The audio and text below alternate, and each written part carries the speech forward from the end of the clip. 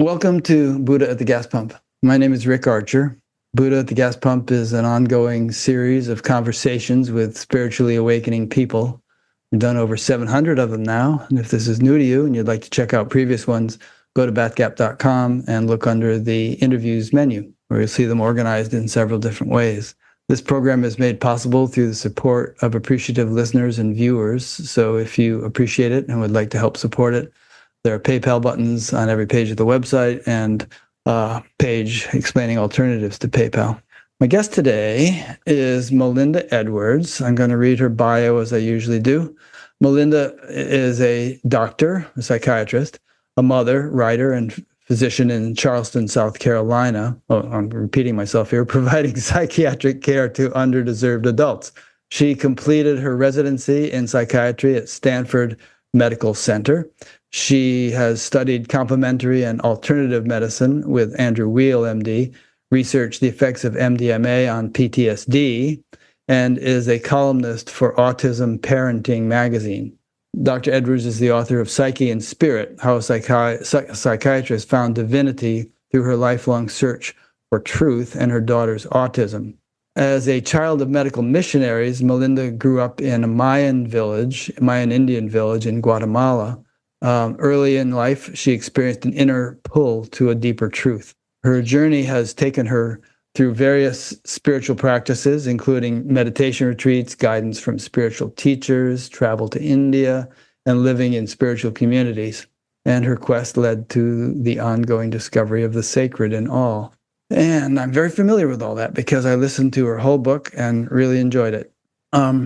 So inspired by her daughter, her journey with her daughter, Sachi, which we'll be talking about, Dr. Edwards founded the 501c3 nonprofit organization Living Darshan to foster a deeper understanding of autism in the world. And just to give you a few highlights from her book, as I was reading it, I thought of a saying that a spiritual teacher once said that when the postman knows you're going to move, he tries to deliver all your mail. He was saying that with regard to karma. And she grew up in a fundamentalist Christian family and had this morbid fear of eternal damnation in hell because she didn't feel like she had been saved and couldn't quite figure out how to pull that off. She was overtaken by profound silence as a child, which is not necessarily a traumatic thing, but maybe it was. Yeah, I think it kind of was. We'll talk about that. She was struck by lightning. And Mindy, did you know that in South America they have what they call lightning shamans, who are people who are struck by lightning, and then it bestows them with shamanic abilities? There is such a thing. Yeah. She had tuberculosis.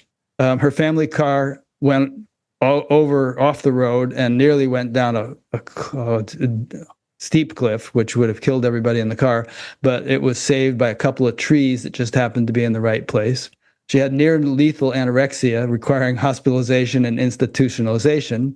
And then she went to medical school and had this grueling routine, which would have killed me many times over, and eventually had a daughter who has autism, and that has been a challenging journey, but as she'll say, a very evolutionary one. So I kind of feel like you're packing a lot into this life.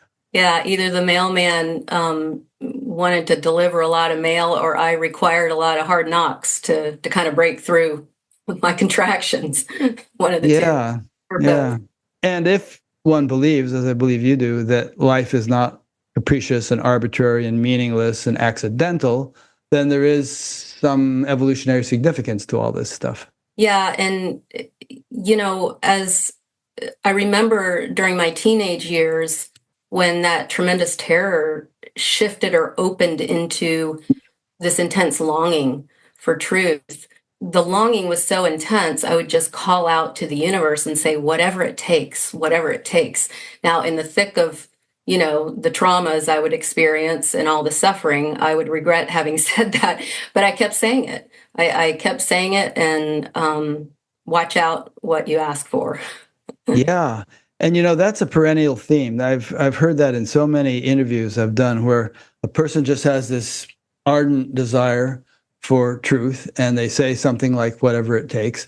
And it sometimes takes a lot, but as Jesus said, seek and ye shall find.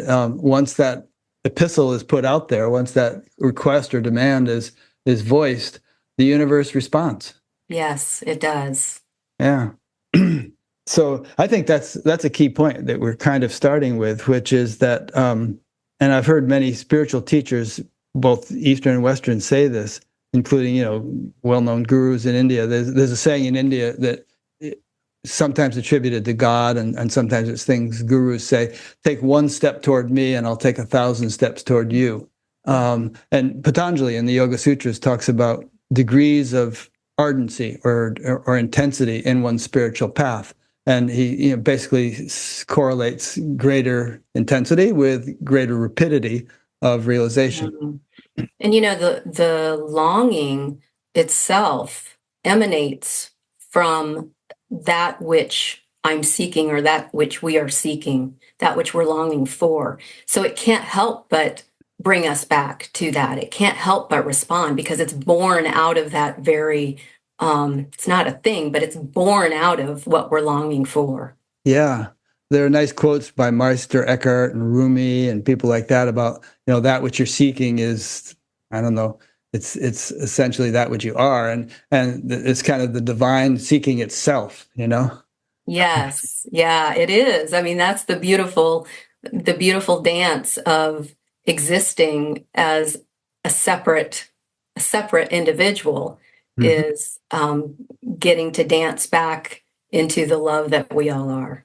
Yeah. So, going a little bit chronologically, you were in Guatemala because your parents were doctors and they were medical missionaries, and you lived in this little village way out in the boonies. And yeah, your parents were fundamentalist Christians, and you were routinely exposed to a lot of fire and brimstone, which instilled a fear in you of eternal damnation, which I think I've always taken exception to that teaching. I think, what a horrible thing to impose upon people, striking that kind of fear into little kids. And if we juxtapose that with a more love-based or divinely, appreciative view of God and of God's mercy and compassion and desire for all beings to be happy and so on, it's quite stark, the contrast. It is, yeah. And for me, growing up, my parents dedicated obviously their entire lives to their belief system. They were both physicians, and they chose to live in a little primitive Indian village in Guatemala, and kind of spread the word and save people from hell. So I was instilled in that belief system and in that terror, that fear of going to hell. And, I write in the book about trying desperately to receive the Lord into my heart, because that's the solution. That's all you have to do, is receive the Lord into your heart. And I never felt anything different when I would do that. And so I assumed that something was, as children do, that there was something terribly wrong with me, that Jesus would not come into my heart. In retrospect, it was an intuitive knowing that something was out of alignment with truth. But at the time, my mind interpreted it as, something terribly wrong with me. And so it wasn't just fear. There was tons of shame wrapped around it. I didn't tell anybody until later on about me not being saved, even though I tried to be saved. So there were a lot of layers that I had to meet and allow to unwind.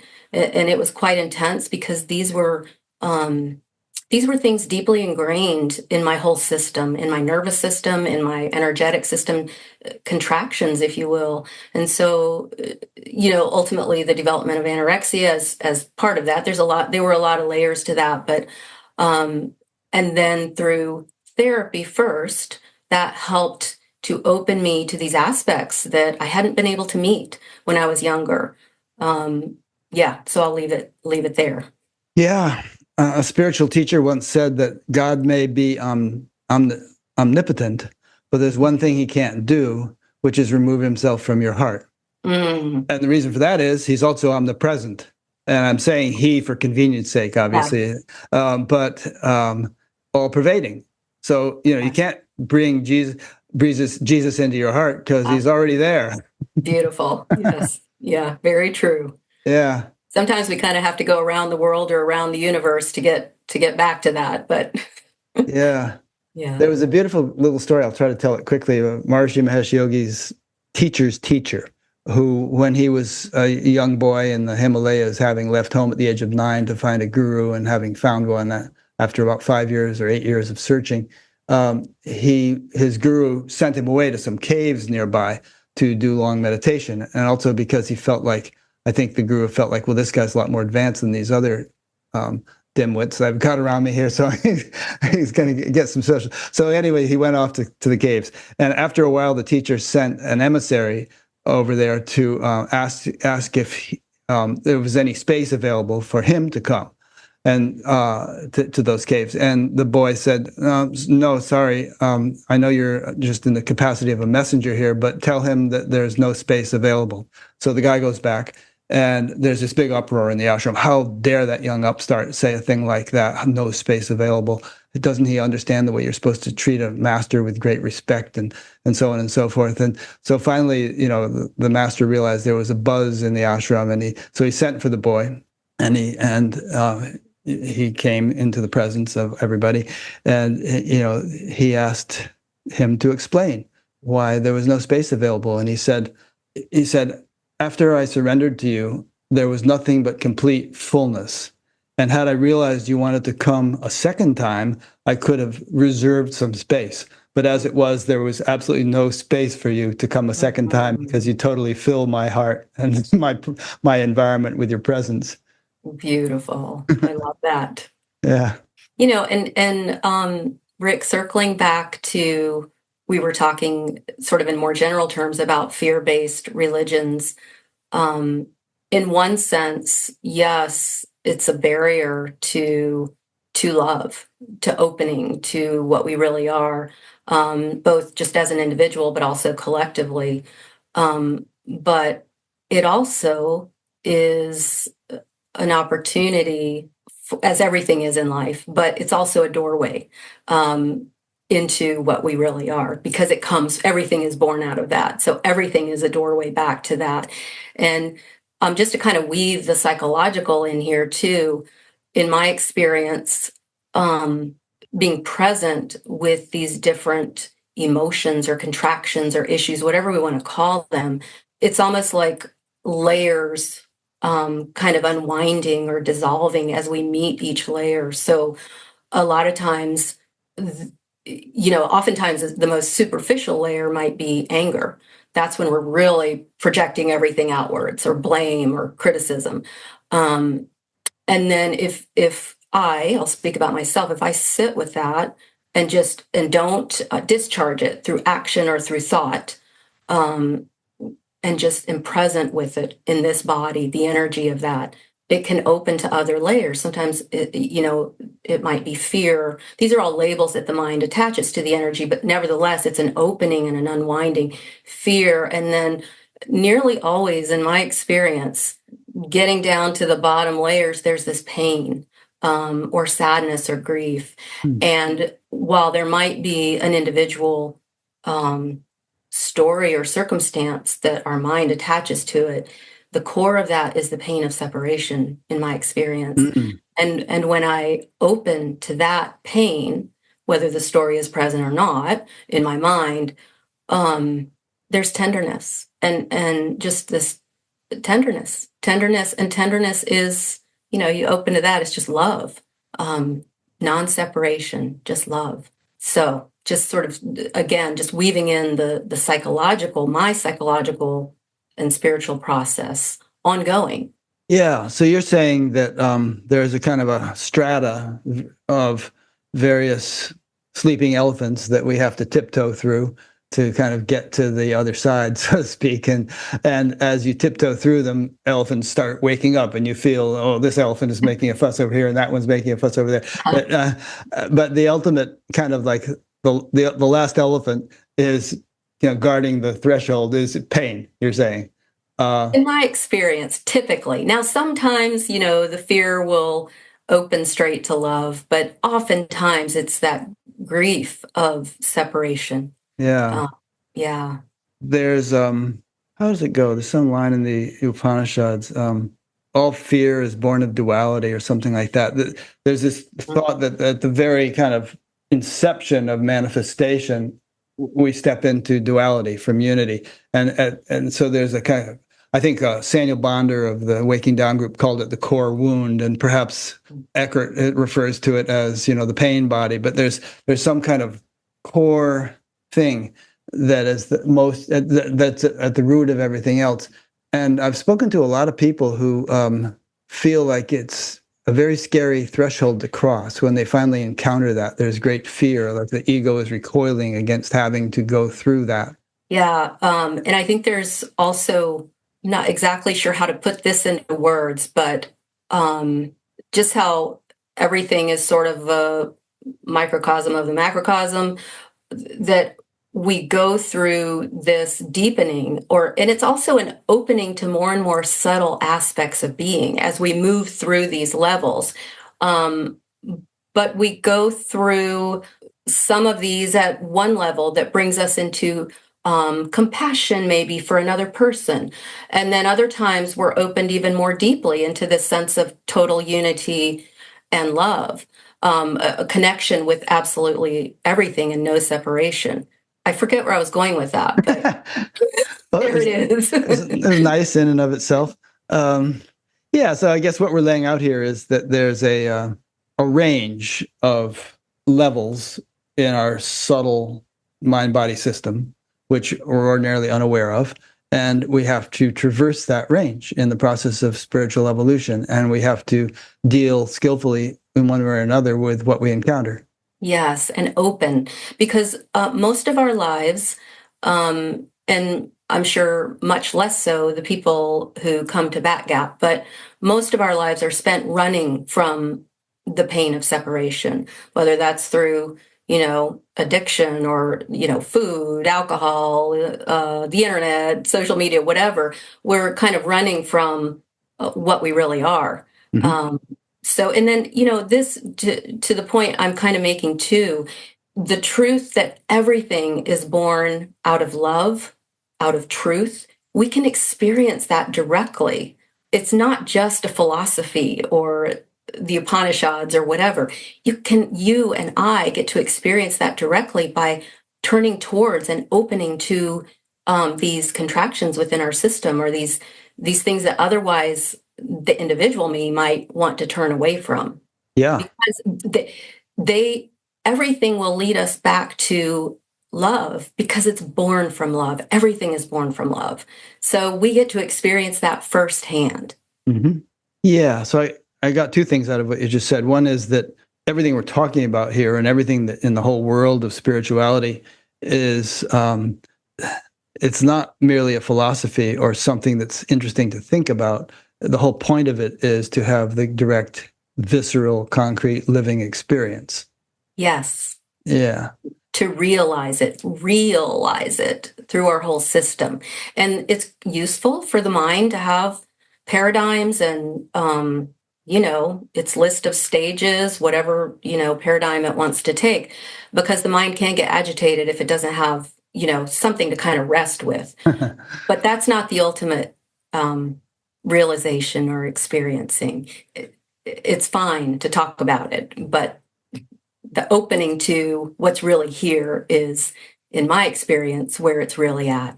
Yes. But I also think that, intellectual understanding is not just entertainment. No. First of all, it can inspire you. You can have an understanding of what's possible. And secondly, as you go along, it's real easy to misinterpret various states and stages that you might be going through. And with adequate understanding, you can turn what might have been a cause of fear into a cause for celebration, or, something nice. Yes. Or you can also manage to not overinflate yourself and think that you have reached some pinnacle of human realization when you're basically just starting out. Yes. Yeah. And I'm glad you're pointing that out, because my path has been more experiential. Mm-hmm. But of course, the mind is a wonderful tool on the spiritual journey, and a wonderful guide, can be a wonderful guide on the spiritual journey. Yeah. So And it's a faculty, like we have all these different faculties, and each one has its place. And, if one of them tries to usurp the others and take over, then we're out of balance. And so that obviously one can get too heady with all this stuff. So, but in proper proportions, then the path is more safeguarded. Yes. Yeah. Yeah. Okay, so let's loop back a little bit more to your past again. Go in the Wayback Machine. So, did your did your anorexia start when you were still in Guatemala, or was that after you left and came to the States? It started in Guatemala, but it really kind of took a nosedive once we got to the US. Uh-huh. And again, there's so many layers to that. There were, from the psychological perspective, there were a lot of family dynamics, which I won't get into. I did kind of outline them in the book, but another dynamic was I was the sensitive one in the family, so I absorbed all the family, not all, but a lot of the family pain, and the terror, the energy of all of this. Ultimately, my system could not contain anymore. And so the anorexia at one level was an attempt to try to control that. So, just sort of externally trying to control what I'm eating, but it was really an attempt to control these intense energies that were in my system, if that makes sense. No, it does. And we're going to be talking a little bit later about the spiritual implications of autism. I'm wondering, as you speak, whether there are some spiritual implications of anorexia. And you're kind of saying there are, and it's more like I'll let you pick it up from there rather than speculating. I haven't really thought about this in those terms. I think that there's levels that we can look at everything from. Mm-hmm. And, there's the psychological, which would include the family dynamics, my own personality patterns, sort of the type A, control type thing. And then it's hard for me to differentiate between psychological and spiritual these days, but with the spiritual, in terms of energy, that's how I experience spirit is energy. Just kind of what I alluded to, that there was this intense energy within my system. And I wasn't equipped to know how to be present with it or manage it. And so it needed some sort of outlet. And so that outlet for me was the anorexia. And I mean, there's so many, I don't even know which way to go with this. There's so many ways to go. But one kind of interesting aspect of it was this terror and fear that I had been living with was sort of killing these other aspects of being in myself. And sort of as a mirror of that, the anorexia reflected that, because the anorexia was actually killing my body. So what was happening internally at an emotional or energetic level was being mirrored with what was happening with my body. Yeah. Yeah. It's interesting. I was fantasizing the other day about if I could get in a time machine or something and go back to like 1964, where I was hanging out with my friends at the beach. I was 14 years old, and just sit down and talk with myself and perhaps my friends also, and tell them some things about that would help them get through the teenage years that they were starting to get heavily into. And I doubt that too many 14, 15-year-old girls are watching this interview, but if you were to, maybe you have counseled such girls as a psychiatrist, what would you say to them as someone who went through it also and who has ended up in a very nice place and didn't kill herself or starve to death or, whatever? Rick, what comes to me is not specific to anorexia. My experience with myself and with the people that I work with is that we all are longing to be received and fully, deeply heard, not just our words, but deeply received. And so if I could offer anything, that's what I would offer, would be just a deep listening and deep receiving. And then, also using words to support, encourage, frame things in a way that the mind can use in a healthy way. Yeah. Because, to me, life is such a precious opportunity. And whenever I hear of someone committing suicide or, somehow throwing this opportunity away, I think, oh, I wish I could have spoken to them. And I wish, they could have known, because, it's just, there's so much potential in life, and Yes. it's open to everybody, no matter how dark things seem. Yes. Yeah. Yeah. I've experienced the same with friends who, well, one in particular who committed suicide, and Yeah.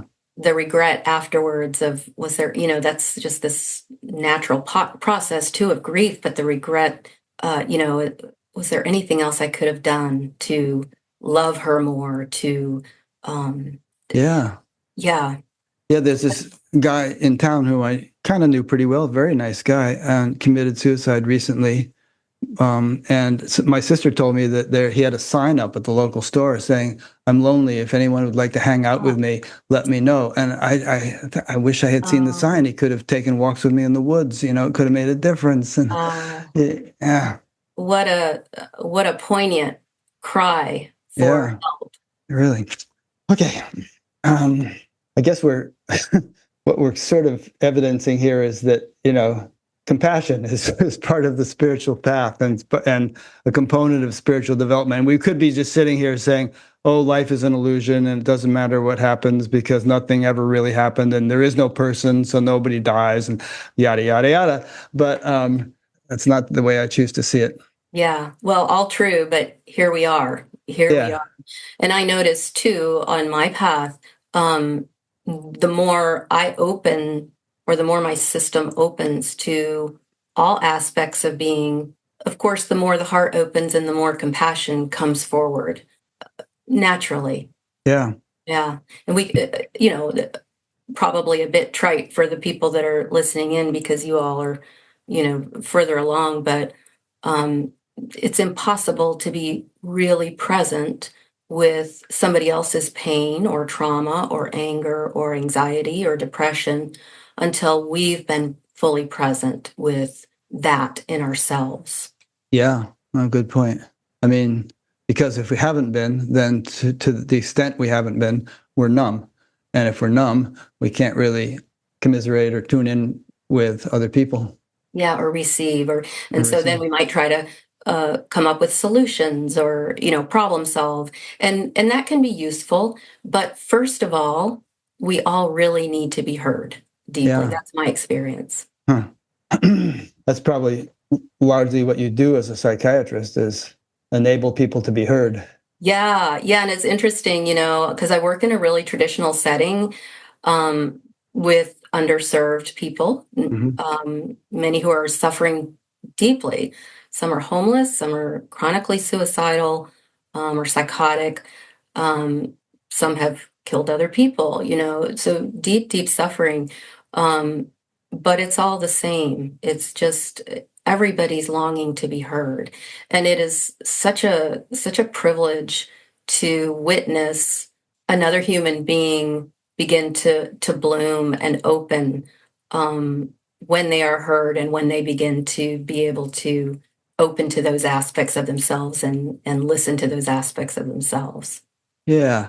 Now, I guess there's different ways we can understand being heard, being heard by others.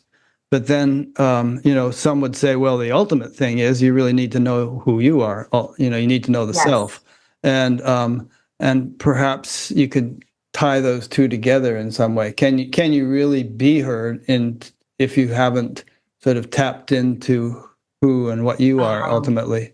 so in my experience, when there's been great trauma and um, very little of actually having been loved or heard, um, previously, what is necessary, or perhaps necessary, is having somebody externally, not just model that, but expose you to that, expose your heart to that.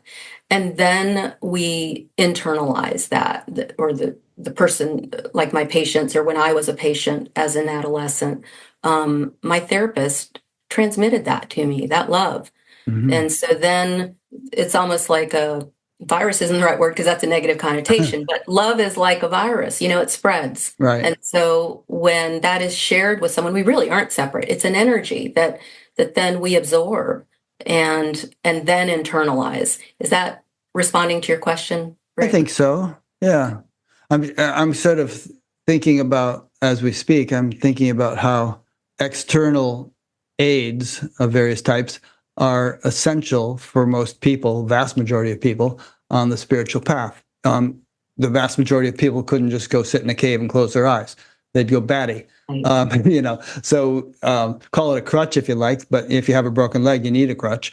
And, Yes. we're all broken to some extent. And Absolutely. that's the whole reason we have spiritual teachers. And one topic you and I are going to get onto here today is what a shame it is when spiritual teachers violate their role, and abuse or take advantage of students who are in such dire need of a trustworthy guide. Mm-hmm. Yeah. Yeah. You want to dive into that now? We could. You can always loop back to other things, but we can dive right into that. Why Okay. not?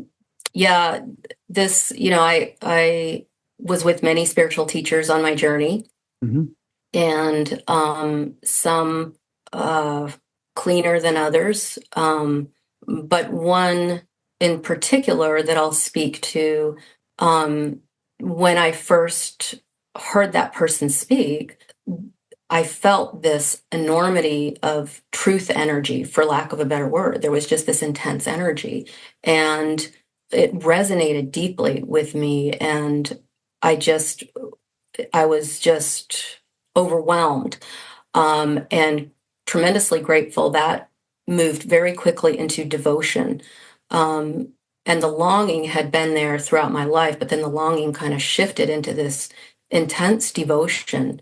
Um, and along with that, this projection onto the teacher, idealization of the teacher, that he was truth, and that I had to get there.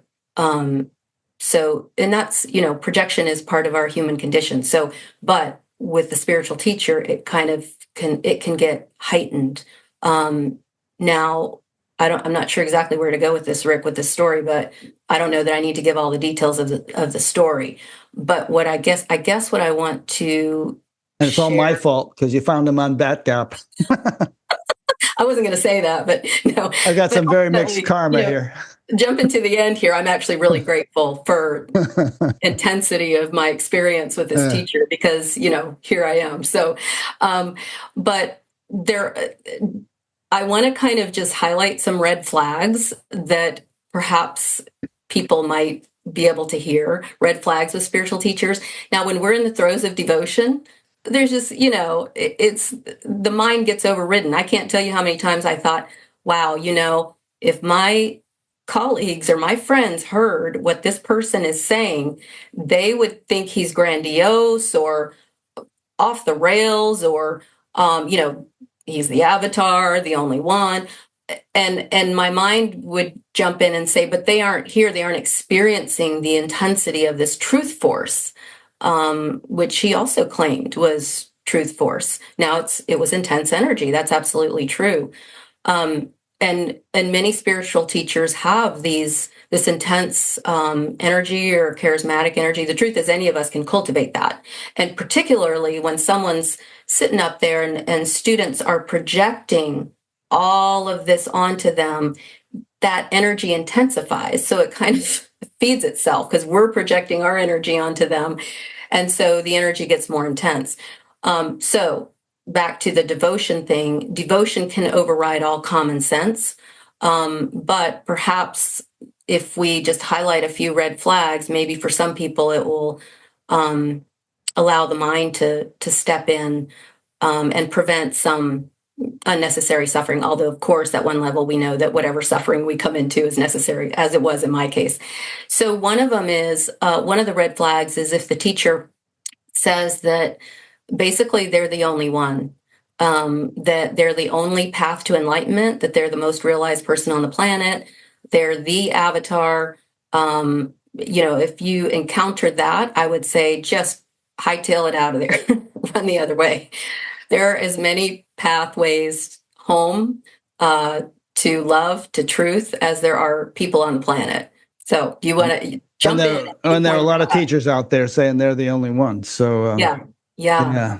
So, and along with that is just a lack of humility. What I've come to realize is that humility is actually a sign of spiritual maturity. Even like better is if a teacher shares their own humanness, their own struggles, and not just from like the distant past, but their ongoing current struggles. That keeps us all humble.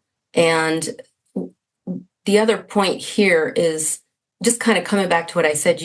We can't just assess what they say with our minds. We have to use sort of our intuitive discrimination because our bullshit meter. Exactly. You got it. Even better said. Because they can really, use the spiritual lingo. Like this particular teacher was saying that the student who I knew well had deceived him and manipulated him and all this. And he sort of shrouded it in, I'm just too gullible. I'm too open. I didn't see that. But still blaming her as if for whatever he was, saying was an issue. So spiritual teachers are really adept. We all are adept. Our minds are smart, they're wily and mischievous, and they like to cloak things in ways that may not be completely true. So we really have to sense into, the bullshit meter. So another red flag I would say is if there's fear of leaving the community or leaving the teacher. That's a huge red flag. There certainly was in the community I was in. And if there's pressure to stay, or if there's criticizing others when they leave. This teacher would say things like, would pressure people to stay and then tell them they were losing their opportunity for enlightenment, realization, if they were going to leave. And then when they would leave, the few who did escape, sometimes in the middle of the night, that's a red flag. If people feel they have to leave, sneak out. This teacher would say, oh, not everyone is ready. They just didn't have it. They weren't ready. So if you're staying out of fear that you won't get there if you leave, or if you won't get enlightened if you leave, that's a red flag. And another one would be any form of emotional or verbal abuse or consistent harshness. Now, sometimes teachers use, Kali to, try to break through some egoic structures. But emotional or verbal abuse it's just never in alignment with love or truth. Jump in anytime, Rick. I'm those are all good points. And it's a pattern because I've, seen the same thing happen with various teachers. They all say the same thing. I'm the greatest and this is your opportunity for enlightenment. If you leave, you're not going to get enlightened in this lifetime or perhaps many lifetimes and all that stuff. So it's a sort of a syndrome. And I just want to put in a little context here because, like you said, there was a lot of positive, powerful energy around this guy. And I think that to a certain extent is just a function of the group dynamics, the group consciousness. You can get that at a rock concert. But still, teachers can actually be in a state where they can radiate a lot of Shakti, a lot of energy, and you feel it. It's palpable in their presence. Yeah. And so that can be very confusing because you think, well, how could this guy be a phony or nuts if he's radiating this kind of energy? I feel so good in his presence. But there's a thing that you and I have talked about before, sort of deflected Kundalini rising, in which the Kundalini rises to a certain degree, but then gets off on a side channel. But, the degree to which it has risen confers upon you eloquence, charisma, energetic radiation, energy, Shakti, and other gifts, even siddhis, and very often, convinces you and the people around you that you are enlightened.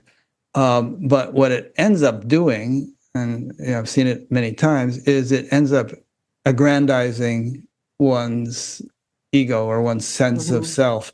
So you become like this spiritualized ego, and Yes. And you become a megalomaniac in some cases. You just think you're the greatest thing since sliced toast, and um, Yes. you know, and you're headed for a fall. It's not going to last forever, but you can kind of mess up a lot of people before that happens. Yes. Yeah. And the areas that are contracted within the spiritual teacher or walled off or not being met, whatever we want to call that, they get played out in the community or with their devotees because Mhm. they're not being present. Just like in our lives, our shit gets played out if we Right. aren't being present with it. We act it out Mhm. because that energy has to have somewhere to go. So that's where the harm comes in. And just to kind of provide a little balance here too, in my experience, it was there was a lot of wisdom that came through Sure. this person's teachings and love, but there was tremendous trauma also that others experienced as a result of his inability to be present with aspects of himself. Yeah, and that's happened with a lot of teachers. I mean, Chogyam Trungpa or Adida or Osho, and many of them. They arguably had some real gifts and were brilliant in many respects, but they had these blind spots that they were blind to themselves. You know, we're going to have in the Association for Spiritual Integrity. We're going to have a webinar, I think, possibly Monday, about the importance of being yourself as a spiritual teacher, not trying to Mm, build a facade to impress people, yes. because such facades are always shaky.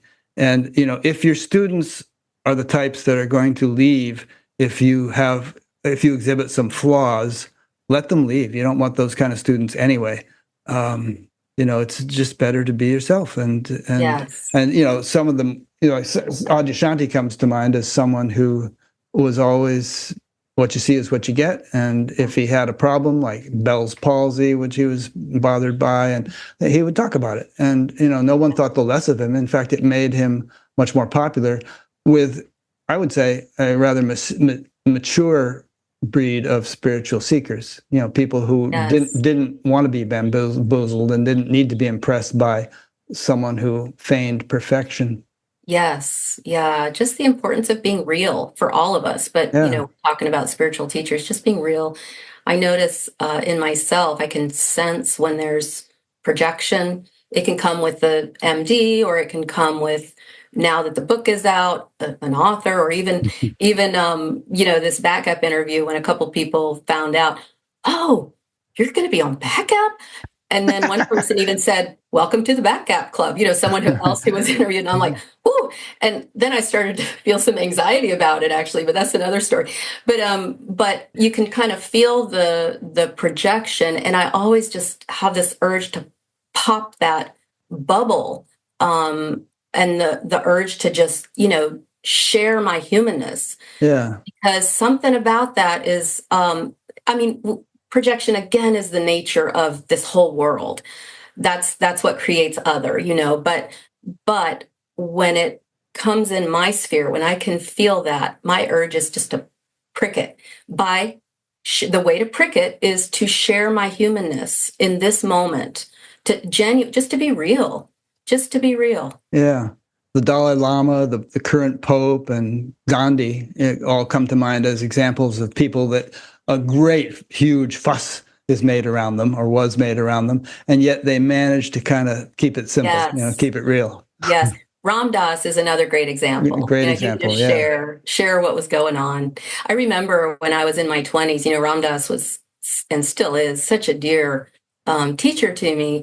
And I remember in my early 20s with just that burning longing for truth and all the way, no matter what, bring it on, universe, whatever. And I remember him saying once, as we go along on the spiritual journey, my issues, our issues don't go away. They just get less intense Hmm. and less frequent. And at the time I was like, no, I am going all the way. And well, I'm there now, where that is the truth. He spoke truth, and took me a while to come to that, because because the rajas and the longing was so intense. I want to, if it's okay, I want to keep on with some of the red flags. Of course, yes. One that really gets my goat Got a real is bullfight going here. These red yeah, flags. yeah. um, One that really gets my goat is giving instructions or advice that they are not qualified to give, Mm. like medical or psychological or psychiatric. And I can give a couple of examples of this teacher that I was with. Mhm. One of his students or devotees was in India and had chest pain. And I knew that this person had also had high blood pressure. And this guru or teacher told him it was just energy, that he didn't need to worry about it. And that was deeply concerning to me because, we need to be present with the biological aspects of existence too, even while we're on the spiritual journey. Another devotee had a history of what's called schizoaffective disorder, which is kind of like bipolar disorder with some psychosis. Um, but he was on medication when he came to the community and was doing well from a psychiatric perspective. Um, he ultimately decided he wanted to go off of his medications, and this teacher supported him in doing that. Well, he got manic and he got psychotic, and this teacher then seemed kind of proud. He interpreted it as a manifestation of this teacher's own force, like it kind of overwhelmed this guy. No, this person has a biochemical imbalance. Just like, if you've got diabetes, you need medication. If you've got high blood pressure, you need medication. There are biological components to our existence that we need to honor and attend to. And when teachers start giving you advice about things that they're not trained in, or that's a red flag. Yeah. Well, if this guy really believed his own words that he was an avatar and was the greatest teacher to, great bless the earth, then he probably believed that he had the power or ability to, make such offer such medical advice. True. And True. and of course it's very self-deluded because Yeah. he wasn't qualified. I mean, this same teacher, I happen to know, divested a few of his students, at least, of very large sums of money, hundreds of thousands of dollars. And in one case, some guy told him he had gotten an inheritance of about $900,000, and he said, "Oh, you should have told me. This money has asuric energies attached to it, and you need to give it to me so I can purify the money for you. Otherwise, it would have been very bad for your evolution." And the guy signed it over to him. And last I heard, he was still trying to get it back. I don't know whether he did or not. But is this teacher so cynical and so insincere that he's actually just using that as a line to get money, or does he really believe He believes it. the stuff that he fabricates? Yeah. This particular teacher believes it, in my experience. Yeah. Yeah. So what does that say if you believe that you are the greatest and that everything you say is the truth and that no one can, Yeah. yeah, And you alone even can solve all the problems of the country or of your students or whatever. and even using it as a justification for bad behavior, like this teacher. And I don't necessarily want to just get into criticizing this particular teacher, but just to use it as a demonstration. He would say, okay, I lost my train of thought, Rick. Where are we going with this? Whether this teacher in particular, or teachers like him, since we're just using him as a template, actually believe all this stuff that they say. So using this "I'm the avatar" or the one to justify bad behavior. So this teacher would say, well, because I'm this vessel of truth, and he also believed he was Krishna incarnate. Yeah. Because I'm this vessel of truth, everything that I do is used to further truth in this world, to further your spiritual growth. So Right. again, just used as a justification. And it is such a primitive defense that it's hard to understand. I mean, this is my mind, of critiquing it, of course, because it's Yeah. but Kind of reminds me of Richard Nixon telling David Frost, "Well, if the president does it, then it's not a crime." Yeah. Yeah. So, and then another red flag is when a teacher fosters dependence on their wisdom or their teachings or them instead of turning you back to yours. That doesn't mean they don't offer support. And, teachings are so useful, and so are transmissions of energy. But using that to foster dependence on them is just sort of another egoic maneuver to keep them as teacher and you as student. It's one Yeah. of the things that bothers me about teacher. Like, I don't even like that term.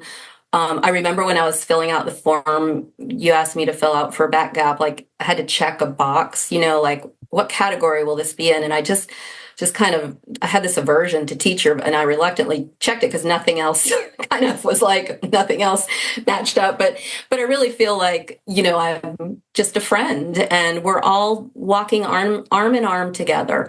And I just want to serve and love and offer my heart and offer my humanness, because we're all human.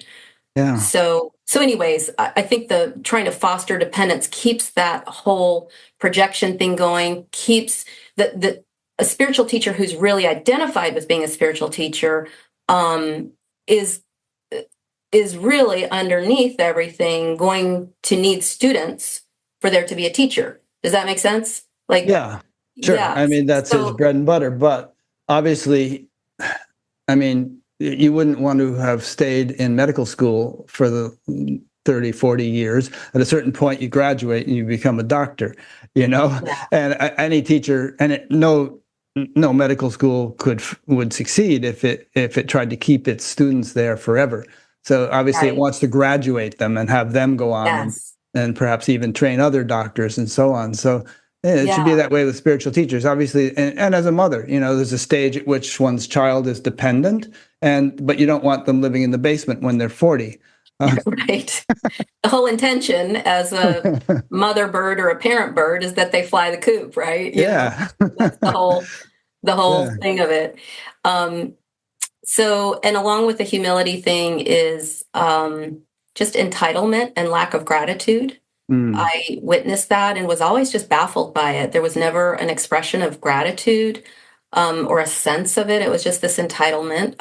Like, I gave money, and I don't, and not that I cared personally if there was a thank you or something like that, but there just wasn't a heartfelt sense of gratitude. Yeah. Um, okay, and the last red flag is just if we are overriding our common sense. Hmm. Um, but I'm sure you know of a lot more red flags if you want to keep this part of it going. Oh, I'll see if I think of any. But yes, common sense is an important thing. And one thing I often say with regard to the Association for Spiritual Integrity is that we hope to kind of raise awareness of what is and is not appropriate on the spiritual, or in a spiritual community or with a spiritual teacher. And, because one thing I've seen happen many times, including through my own eyes and with my own former teacher, is that you sit there and things are getting weirder and weirder, but then you think, well, this guy is so impressive and it's had such an impact on my life, and he's apparently enlightened and I don't think I am, therefore I guess I'll just keep sitting here. and and Hmm. and so we've seen the extent to which cults can go off the rails. I mean, Yes. Jonestown being an extreme example, but many others, with that kind of mentality, I think, among most of the students. They just, and it's incremental. It doesn't, if you just walked into that scene, you'd say, "Oh my God, this is weird. I'm leaving. Bye." But if you've been there since the start, it's like the frog in the slowly heating water. You don't notice that it's heating. Yes. Yeah, exactly. I love that analogy. And just that, I think, this is another example of where the mind can really be useful. Recognize each of us when we're with a spiritual teacher that the nature of this is projection, that they have it and I don't, that's not true. But that's sort of the game we're playing as we move along on our journey. And sometimes we need to see it out there before we can realize it here. So if your mind can hold that framework and you recognize that, I think that can be really useful in terms of not buying into completely that they have it and you don't. Yeah. It's a balancing act because obviously they have something that we don't have, or we wouldn't go there to get it. Like the same with the school analogy. They know stuff in medical school that you don't know yet, so you want to be there Yes. to learn it. But on the other hand, well, actually, medical school is an interesting example because, as you described it, so many of the doctors teaching were egomaniacs and were just extremely cruel to the students and abusive Yes. and full of themselves. So maybe there's a corollary here between that and Yeah. the spiritual teaching scene. Maybe so. Yeah. It's on a different level. The medical is more sort of the mental, that the physical aspect of existence, and spiritual teachers are operating at a hopefully different level.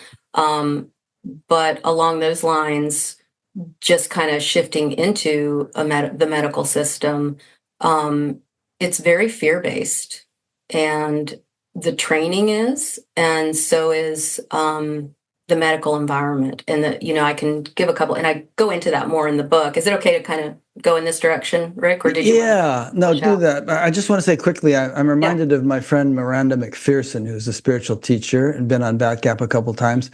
And she's in her 50s, I guess, and she's been a spiritual teacher since she was in her 20s, going through various phases of it. But she makes a point of going to therapy periodically, maybe once a month or something. I don't know how often, and going to sit with other teachers or go on other teachers' retreats and stuff like that, just to kind of get feedback and keep it real, and have a little bit of self-scrutiny. Mm-hmm. And it's a good example. Yeah. And in my experience, therapy can be such a support for a spiritual journey. Of course, they're not really separate. It also everything can be its opposite, right? But the support is just like we were talking about before. With therapy, I learned how to open to aspects of myself and open to my emotions, open to become aware of my thought patterns, become aware of my tendencies. What I found late in my teens was I'd been in intensive therapy for a long time. I felt hopeless at some point because I realized I was just moving the furniture around in the house, but I would be doing that forever. I realized somehow, this isn't it. This isn't what I'm longing for. This isn't what I'm seeking, this inner child work, this cognitive work, all this. Right. Didn't go deep enough. It didn't go deep enough. Yeah. Right. And I'm sure there are some therapists who can take it deeper than others. But the nature of what we call the spiritual journey, and again, there's really, truly no differentiation, but it's useful to have these concepts. The nature of the spiritual journey is the dissolution of the individual me, right? Like dropping into this place of love that we all are. So I think they can go hand in hand. And the other piece is psychological maturity can really support our spiritual journey. Mm-hmm. When that's not there, we still have to meet those aspects on our spiritual journey, meet the contractions or psychological issues or trauma or whatever. Those are going to come up for sure with the intensity of the spiritual journey. Yeah. Now, some spiritual teachers say that there's a tight correlation between development of consciousness and then the development of all the other aspects of your makeup, your psychology, your health, your behavior, and so on. And others say, like Ken Wilber says, for instance, that the correlation can be very loose. He has what he calls lines of development model, where consciousness could be very developed, and yet your emotional maturity could be very undeveloped. They can be way out of sync. And, I kind of think of it as a big stretchy rubber band. There's a correlation. They do kind of pull each other along, but they can get really out of sync. And so, and this, to your again, point with spiritual teachers. Yeah. Right. I mean, They can be very advanced spiritually or have had profound insights and realizations and still have left a lot behind. Yeah. It's not integrated. which is why somehow or other you need to pay attention to all this stuff. And maybe therapy is only Yes. one tool, and there could be others, but it really needs to be holistic, your development. And in fact, the word enlightenment, I hesitate to use it because it is sometimes attributed to people who, like we're saying, are very out of sync. They have a lot of consciousness development, but are pretty messed up in other areas. And I would reserve that word, if I were to use it at all, for someone who is holistically developed in all areas. And there's no end to that. Right. I mean, enlightenment, Yeah. it doesn't exist, and it's what we all are. And Right. sometimes our minds like to put it on to somebody out there, But I would agree that the more an individual human being has open to all these different aspects of being, and their personal stuff, the more awake. And I mean that literally, not just in sort of the spiritual terms awake, but literally the more awake that person is to being itself. Yeah.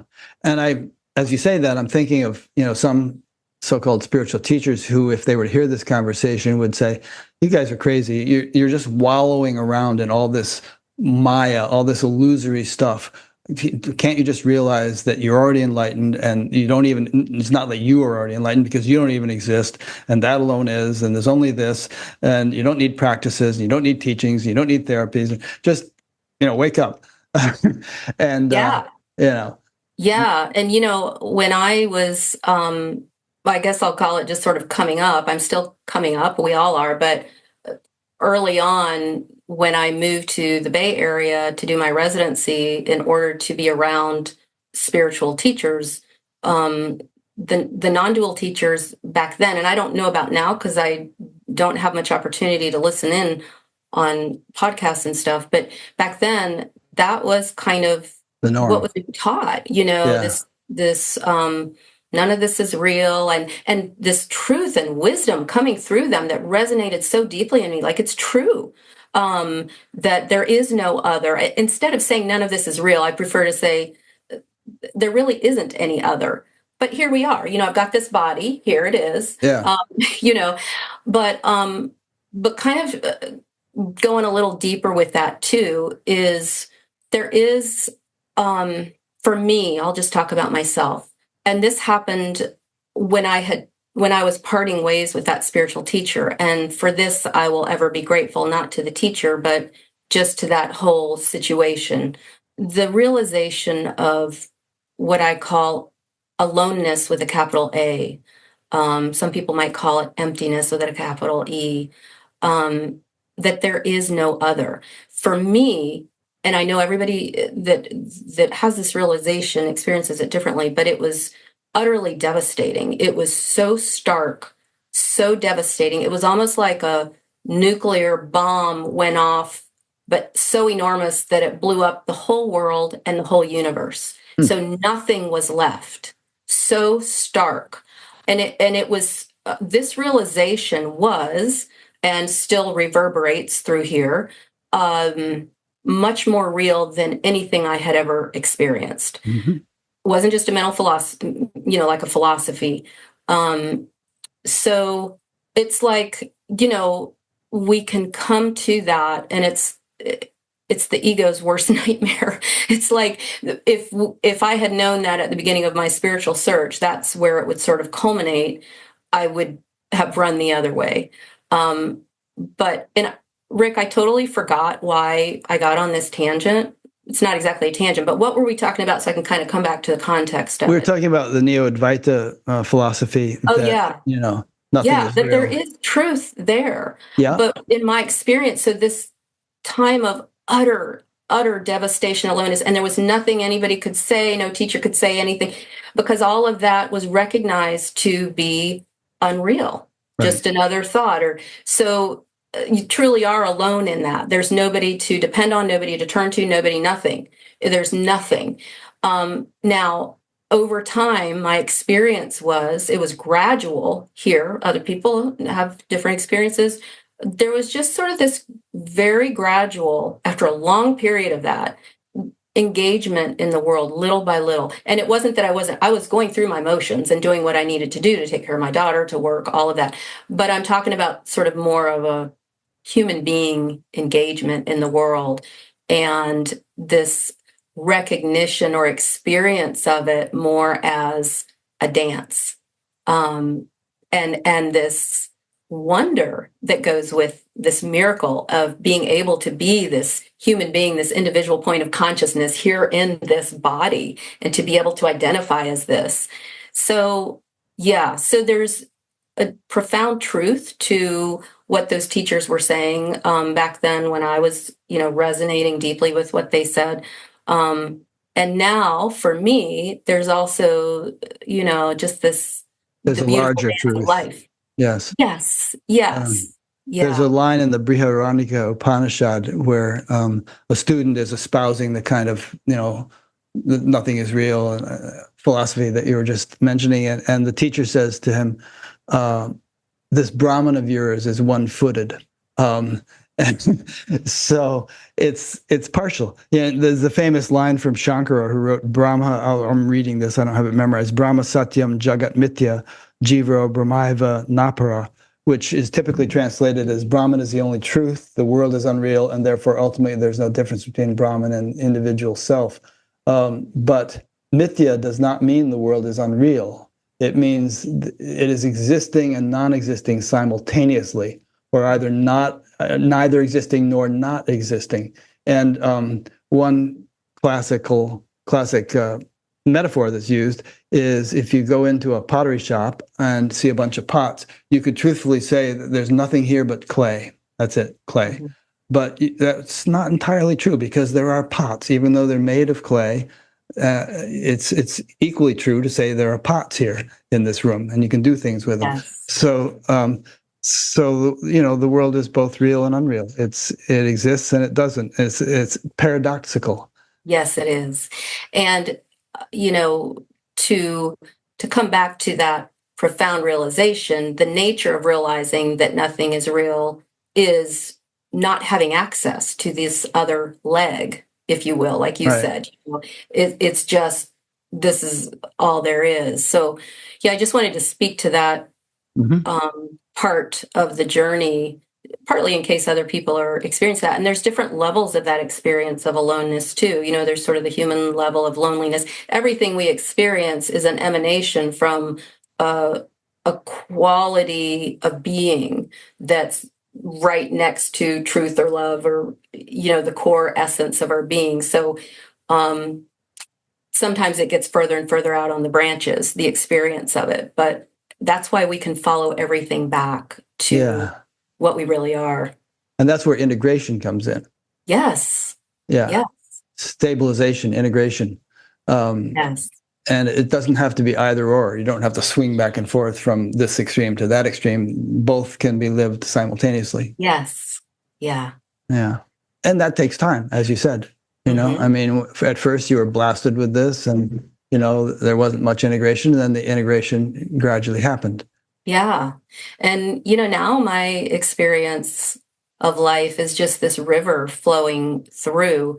But to pop any bubble, so to speak, of course, there's stuff that comes up, I get impatient with my daughter, and I'm overwhelmed a lot of times with, everything that my mind thinks that I need to get done. And sometimes I have reactions that come up to something that's, like a pain body that's coming up in my patient. I had anxiety that came up about this interview. So, it's not like you get to a place where there's just this, it's all joy and wonder. But there is this underlying sense of this wonder and miracle, and this experience of life as energy and as a dance. Yeah. I wasn't going to use those very same words, but I was actually going to use the word underlying. I was going to ask you, despite all these human things that we all experience, is there an underlying something or other that is abiding, continuous, and that it is kind of foundational to all the relative experiences in your life? Yes. Yeah. Yes. And sort of moving into the mind too with that, it's like before when stuff came up, it was like I was working on me all the time. This project of me, I call it, that disappeared after that period of aloneness and emptiness. This is the gift of that. Nothing, it wiped out everything, all longing, all spiritual endeavors, all thoughts that I needed to get somewhere, trying to get anywhere spiritually. It just wiped. There was nothing left. There was nothing left. So that's kind of where it's still at, where there's nothing left to get. So there's a freedom in that, but there's still stuff that comes up. But there's not this. It's a little hard to put into words. I know what you mean. You get it, yeah. So the project of me dissolved. It doesn't mean that when something comes up, I don't sometimes use a tool. I sit with it. I sit with the energy. I open to it. I might use a cognitive technique or something, but it kind of comes up in the moment as opposed to I'm trying to get somewhere. There's a line in the Patanjali's Yoga Sutras in the Niyamas section where he says, from contentment, one attains unparalleled happiness. And, Papaji famously said, give up the search. And I think a lot of people interpreted that as okay, I'm done. But I think what happens is at a certain stage, one naturally does give up the search in the sense of the yearning, nagging, oh God, I can't be happy until I find this thing, quality that often rules the lives of spiritual seekers. And a contentment dawns. And so you no longer feel that way. Yes. But it doesn't mean you're done. It doesn't. I mean, to me, that shift happened. I don't know when. It just, kind of snuck up, as Jesus said, like a thief in the night. And but I'm still as enthusiastic about all this stuff as I ever was. But it's more of an adventure and an exploration rather than a desperate yearning, searching kind of thing. Yeah, it's kind of like this. In my experience, I didn't give it up. It just sort of disappeared. Yeah. That search, seeking. Right. Well, to use an analogy, the sun began to rise and you were no longer stumbling around the dark, looking for something because there was some illumination that had come. Yes. And, so there's, no longer stubbing your toes and you're enjoying life with some degree of sunshine. Yes. Beautifully put. Yeah. And I'm sure you don't feel like you've lost interest in spiritual stuff or anything like that. You wouldn't be doing this interview if you had, I don't suppose. Right. Yeah. It's kind of like, again, it's sort of like I experience life as a river moving through, and what appears, it's like I'm curious about, and whatever appears, and I take the next step, and there's a joy and a wonder and love and compassion that arises. Yeah. Well, speaking of life as a river, ponder the spiritual implications of these words. Row, row, row your boat gently down the stream. Merrily, merrily, merrily, merrily, life is but a dream. I love it. Yes. You're still rowing. Rowing. But the river is mainly doing it. You're just kind of tweaking it a little bit here and there, like you do with your steering wheel or you're on the road, micro adjustments, and since you're not thrashing against the current anymore, you're merry and life is a dream. Even as life is a dream. Yeah. Right. Beautiful. Yeah. Okay. What else we got? Still have a lot of interesting points here to talk about. One thing I would love to. I mean, you. Yeah. No. Yeah. Please go for it. Okay. I think we talked a little bit about. Yeah, we talked about therapy. I would love to just bring up the issue or topic of psychiatric medication on a spiritual journey. And I bring it up because I remember, back in my 20s, hearing some very prominent teachers say that psychiatric medication, advising not to take it because it's an avoidance of being present with what is. And so, some of them, of course, like Thorazine or whatever, they're going to really dull you out totally. But there's certain ones that Yeah. Go Yeah, ahead. I mean, there's certain ones that I wouldn't prescribe because they're addictive and because they do just kind of cloud the mind. Yeah. Yeah. But just like the point being more is psychiatric medication really an avoidance of being present with what's arising or what's coming up, or can it be a support for further deepening? And I think each of us needs to first assess motivation for wanting or not wanting medication. And you have to sense into that. Like, am I avoiding something? Or in my case, it was I had been sitting with this heavy energy of depression and opening to it for years. And I did not want medication because I had the idea that it would be closing off my doorway to truth, and I suffered tremendously as a result. Finally, you know, extremely depressed and suicidal, I agreed to take medication because it was kind of life or death at that point. Was this in your anorexic phase or later? No, it was later. Okay. Yeah, during medical school. During medical school. Yeah. hmm Yeah. Operating on 3 hours sleep. Yeah. Right, or less. Yeah. So, and when I took an antidepressant for the first time, it takes a while for this 3 or 4 weeks for them to actually kind of kick in. I was astounded. It didn't make me high. I just felt like I was myself. And it really allowed me to, I could feel that it was sort of breaking my neuronal pathways out of these tracks they had been going down over and over and over again all those years.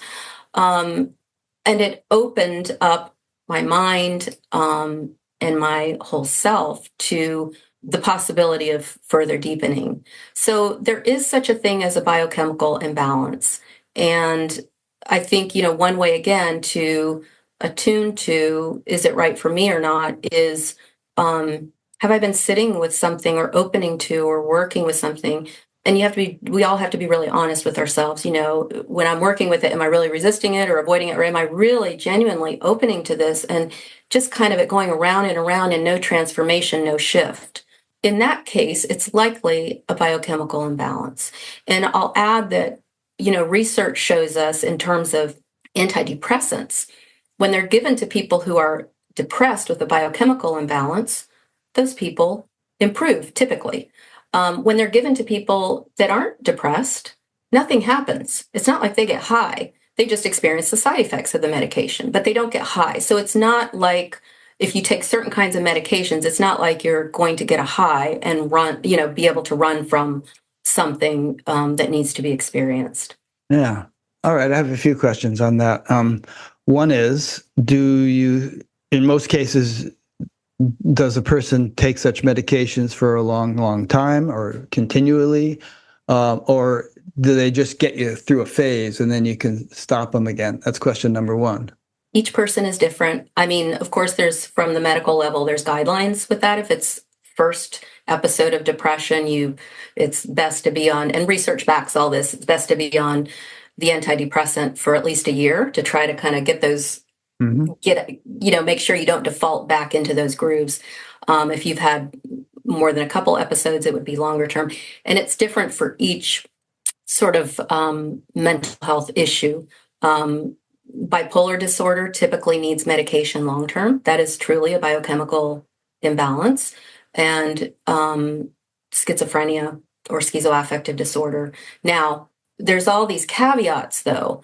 There are people I know that I work with who, if another psychiatrist saw them, would chalk them up as psychotic, but they're having a spiritual opening. So there's all these caveats, but there also is just true psychosis, where the mind, there's an imbalance of chemicals, and thank goodness we have medications that can help set that straight. Yeah. I have another question, but before I forget, I'm going to send you a link to an organization that contacted me recently that includes Daniel Ingram and a bunch of other people that I've interviewed. And he's a doctor, and there's them. And then there's also Cheetah House with Willoughby Britton, which deals with people who've had psychotic or other such episodes as a result of spiritual practice. But this first group, I forget the name of it, is recognizing that there is a kind of an epidemic of spiritual awakening taking place, and they're trying to raise awareness of that so that it's not misdiagnosed. And so that, I mean, because I've been contacted by people who themselves, they don't feel like they're mentally ill, but they feel like there's something powerful going on. They don't know what it is, and they think there might be something wrong with them. And a little bit of reassurance might be all they need, Yes. you know? Yes. But other people Absolutely. get destabilized by such things and might need some medications. Yes, and I can speak from my own experience as well about just having these sort of kind of wild experiences. After I went on my first Goenka Vipassana retreat, which many of you may know are quite intense, and a lot of people get cracked open with those.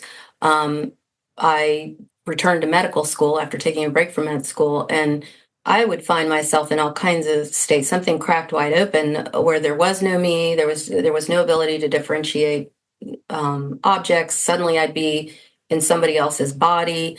You're seeing I don't auras, I remember. auras. I don't even know that my mind believes in past lives. I don't care whether they exist or not, to tell you the truth.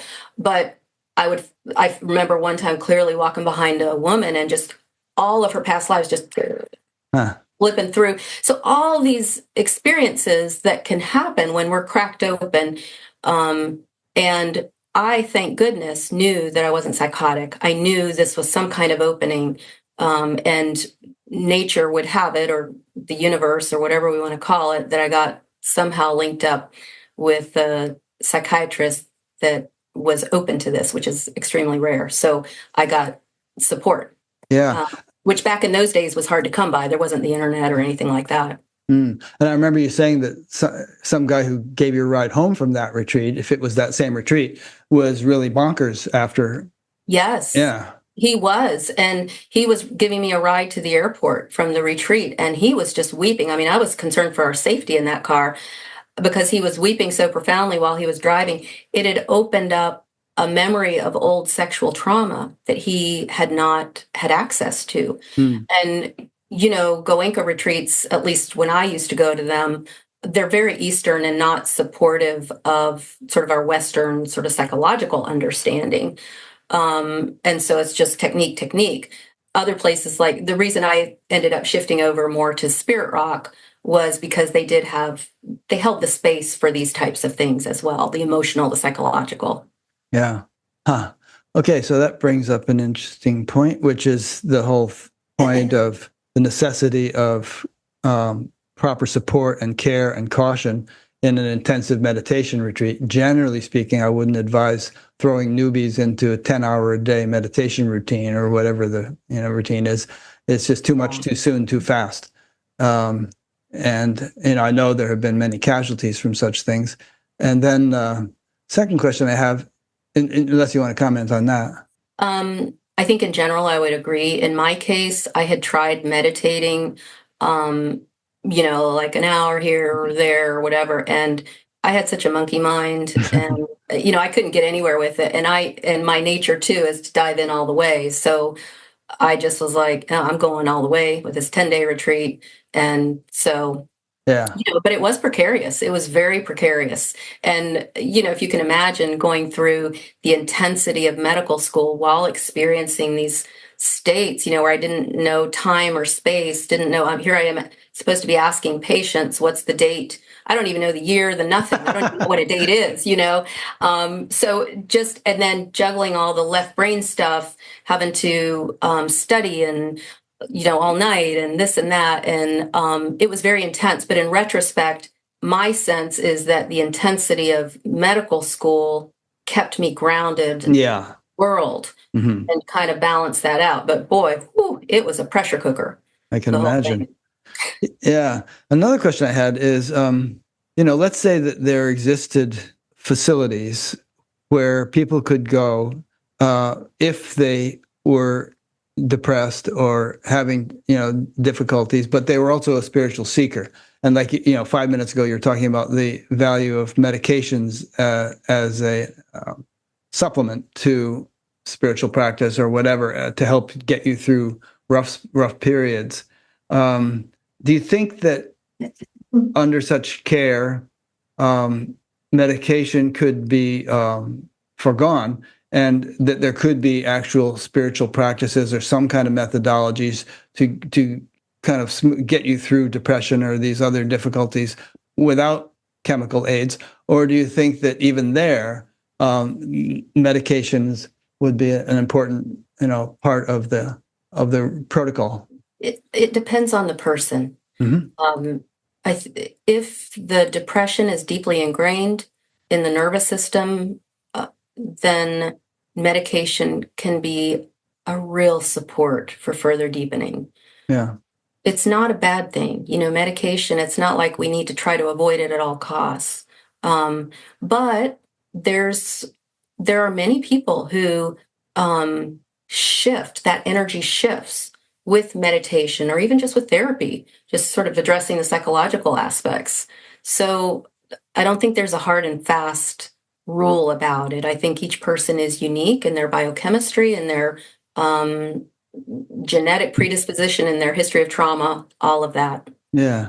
I guess a related question is, do you think that obviously we want to change the biochemistry, or we want to change whatever is going on in the brain that is causing depression, change it to a healthy state where we no longer have the depression. Spiritual practices, I think, can do that. They do change the brain. There's been a lot of research on that. But can medication also do that? So if you take it for a while, it resets the biochemistry, and you can taper off the medication, but you'll have a different brain chemistry going forward. I think that would be a great study. Yeah. Okay. Just to see.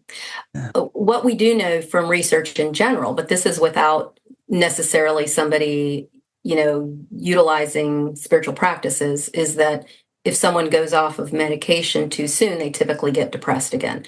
But as you're saying, if there were these extra supports in place that were actually transforming the biochemistry or the neurobiology, I can't see why not for some people, depending on, again, how deeply ingrained this is. Yeah. I mean, there's all kinds of different methodologies out there. There's binaural beats or whatever they're called, and there's Ayurveda, and there's a million different things. And you can imagine something that would just sort of be able to custom tailor a protocol for each individual, using whichever of these methodologies would be helpful. It'd be really cool. Holotropic breath work. Yeah, there you go. Even recently, some studies a friend of mine spearheaded using MDMA to treat PTSD, like what we call, the lingo we use is sort of treatment-resistant PTSD, that everything else had been tried, medication, therapy, everything. Yeah. And not just throwing MDMA at them and off you go, but in somewhat of a breathwork type session, holotropic breathwork type session, significant improvement in the depression with one or two, I don't know what the protocol was, but it was a limited number of sessions, and it was long term. Mm-hmm. So with these studies, so to your point, I mean, they're not on medication long term. It's not depression, it's PTSD, but the symptoms shifted dramatically with those interventions. Yeah. You're probably well aware of the research at Johns Hopkins and places like that, where stage 4 cancer patients who are terrified of death, have the most profound experience of their lives on psilocybin or something. They're not afraid of death anymore, or alcoholics or whatever, just lose the desire. And, so all this stuff is valuable and needs to be better understood and studied. Yes.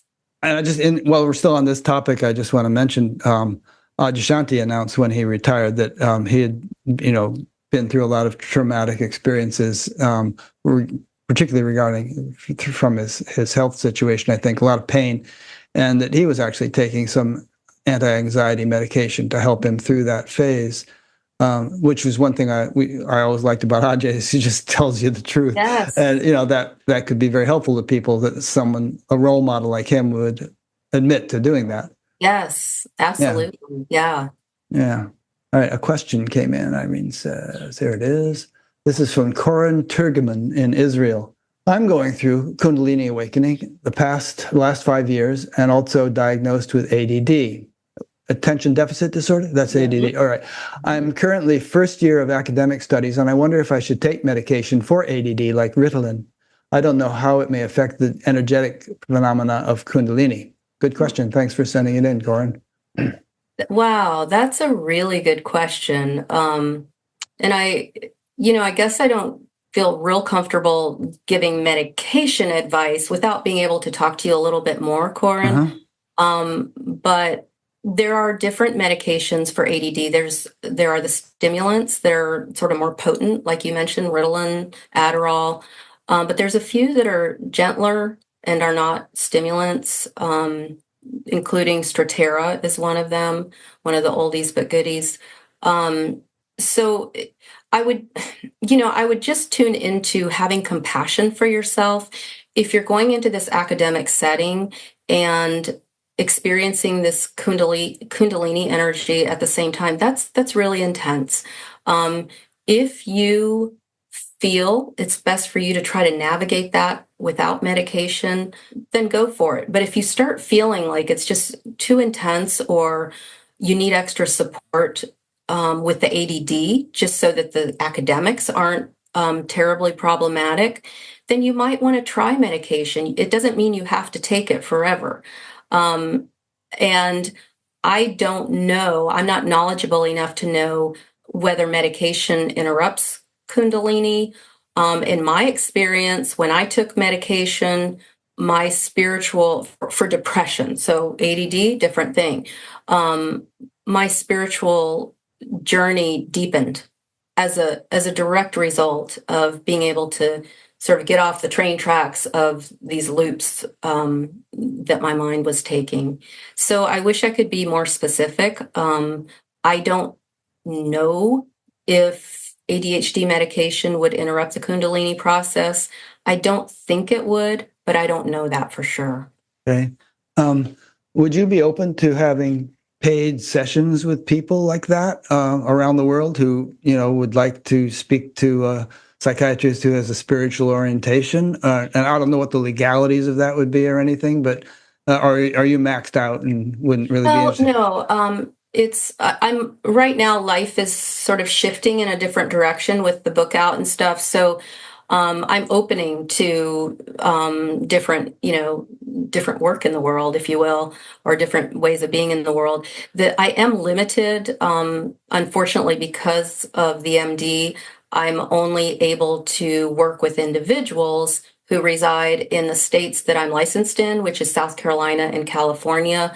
And I'm not yet set up to do that right now, but I am opening to that, and certainly groups. I've just started working with some groups, so that would be another possibility where we could engage in a conversation like that. So I've interviewed some psychologists. Better not name them. I don't want to get them in trouble, but they do online sessions with people all over the place. How do they do that? Are they breaking the law? You mentioned psychologists. That's different than a psychiatrist. I see. Unfortunately, the MD is limiting in terms of who we can see. You got too much education. I guess. I don't know. The mentality, I guess, behind these laws is that if there's a bad outcome and a patient needs or wants to sue, they can't really sue us in a place where we're not licensed. I don't know. So, yeah. Okay, good. So what else? I've got a list of points here. What pops into your mind? Sort of the medical world or autism or whichever. Oh, yeah. We haven't talked about your daughter yet. Yeah. Let's talk about that. And so tell us about your daughter. Well, my daughter, her name is Sachi. She's 15 years old, and she was diagnosed really young at 16 months of age with autism. And I'll just give a little background so you all can kind of understand how I came to my sense of her.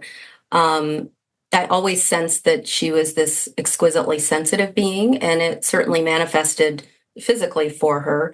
She, was exquisitely sensitive to sounds and lights, and just from the time she was born, screaming. And when we would go into a grocery store, sensitive to other people, just crying and not able to sleep, just real sensitive to sensory input. And when she was diagnosed, I fully bought into the traditional medical disease paradigm. Nothing wrong with it, but I was very limited in how I saw it out of fear. It triggered a lot of fear in me. And I would say the couple of fears were, I'm a single mom, and her biological father is an anonymous sperm donor. So it's not like there's another person in the picture, and she doesn't have any siblings. So one fear is like, who's going to be there for her when I'm gone? So it triggered that if she's not able to be fully independent. And then the other fear that it triggered was, will she be able to love or be loved? Because the core symptom from the medical paradigm of autism is lack of sort of social emotional connection. Now, that's actually false. It looks that way, but it's quite the opposite. These beings are so deeply connected. There's very little or no separation. But at any rate, I got thrown into fear mode with the diagnosis and threw myself into therapies and all kinds of interventions. It still pains me to say, to try to help her be more normal, so that she could function in this world, so that she could love and be loved. That was always my motivation. And over time, it was like there would be the curtains would part, and I would see these different aspects of her. The fear would blind me to it, but then it just would come through. Like she just was, she would speak my thoughts. And I kept denying it and saying, I must have said that, but finally it was, okay, she's really saying it. I did not say that. I just thought that. And she was fully aware and would feel whoever came in the house, their emotions, and just psychic. I mean, I'll tell one story real quickly. We went to see Shamdas chant. He came to Charleston, and we both love chanting. And we had never heard of him or seen him before, but we went and we both enjoyed it. She was probably 3 or 4 at the time. Came home, went on with our lives, didn't mention it again. But about a year later, she couldn't talk yet, but she could try to formulate words. She started saying, "Shada, shada, shada," and I couldn't understand her. And she kept saying it over and over and over again. And this went on many times a day, to the point where I was getting so frustrated with it. I didn't know what she was saying. I was trying to understand, tried everything to get her to not say it, you name it. I told the therapist about it. They were involved, everybody involved in trying to get this thing to go away. Well, it didn't work. And then finally, one day I understood what she was saying. She was saying Shamdas. And I said, well, Sachi, he's back in India. We can't go see him now. And she kept on. And so I thought, okay, I'll just look and see, maybe on the internet, maybe he's somewhere in the United States, and I will just take her to get this over with. I'll take her wherever. And so I looked it up, and she'd been doing this for about a month, literally a month before he had died. And so, she had received that somehow. Yeah, he's like in a motorcycle accident, right? Yeah. And so once I understood, and we went down into the yard and got a flower and brought it, and I said, oh, I get it now. We brought, and after we, sort of were with that, she didn't say it anymore. So that's just one example of just this openness where, this energy and this accessibility is the wrong word. It's just this porousness to energy, information, all of that. And so my paradigm, or my way of thinking about autism, expanded or deepened. I think there is value in the medical disease paradigm, because we identify what we call symptoms. But by the way, the symptoms are a manifestation of this deeper openness, porousness, sensitivity. I have friends on the spectrum, and I'll give you one example, a direct example of how a symptom can be a manifestation of this deeper sensitivity. So my friend Tony tells me, One of the core symptoms, again, of autism is lack of eye contact. That's what we call it. My friend Tony tells me she can't look people in the eye because she sees their whole soul, their whole being, and it's just too much for her. So she's found a way to compensate. She looks people on the forehead. So people that can verbalize this openness, or this, she doesn't call it openness, but I do. They're able to speak to that, but most of these beings cannot. And my experience of my daughter and the patients that I work with who are on the spectrum, and just in general, neurodiverse people who don't fall on the normal curve. And we can call them brain disordered, no problem. That's sort of the medical paradigm. We can do that from this sort of neurotypical or underneath the normal curve because there's more of us. But watch out, because more of these beings are coming into the world, and that normal curve is going to get broader and broader. So anyways, this is what I recognize about my daughter and other beings on the spectrum, is that there's this profound openness and porousness. And so she is a perfect mirror for me, because she is so pure and innocent, and open. That doesn't mean she's not a kid. She's a teenager, and we are really going through it with the teenage years. I get hollered at and all the other good stuff. But that's my deeper understanding and recognition of these beings. And so I founded this nonprofit, Living Darshan, to help sort of usher in this deeper understanding of these beings. Yeah. Nice. I'll link to that from your BatGap page. I want to ask you about some of the spiritual implications, but first I just wanted to ask you, as a doctor, what you make of the allegation that vaccines cause autism. That, there was that study by Andrew Wakefield that was published in The Lancet and was later retracted due to ethical concerns and fraudulent data. But the conspiracy theory, if you want to call it that, lingers. Yeah, it is a polarizing issue. I am in the medical field, and I value research studies and the left brain, and research has not shown that vaccines cause autism. Having said that, I have a couple of friends who are mothers and who say that right after their child got a vaccine, it was there's two types of autism: the progressive and regressive. That the regression developed, but there have been many studies done now that don't show the correlation. Now, as you know, there's a difference between correlation and causation. I mean, exactly.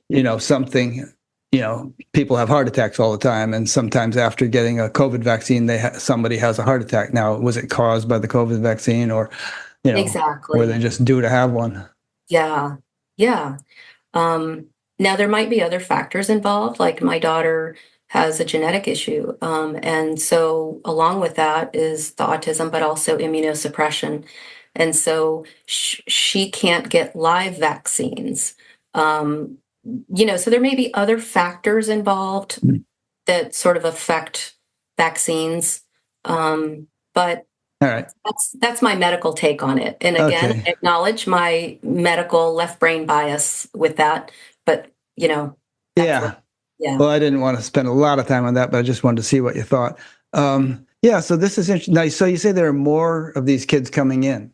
Is that a statistical fact? Some people are still trying to chalk it up as, it's just being diagnosed now. Right. But I can tell you that several years ago, I remember when it was 1 in 96 children, or 90-something children. At least it was 1 in 88. Now it's 1 in 36. This is not just because it's being recognized. This is, more and more beings that are on the spectrum, and also just the term now that people are using to broaden that out is neurodiverse, like people who think differently, who process things differently.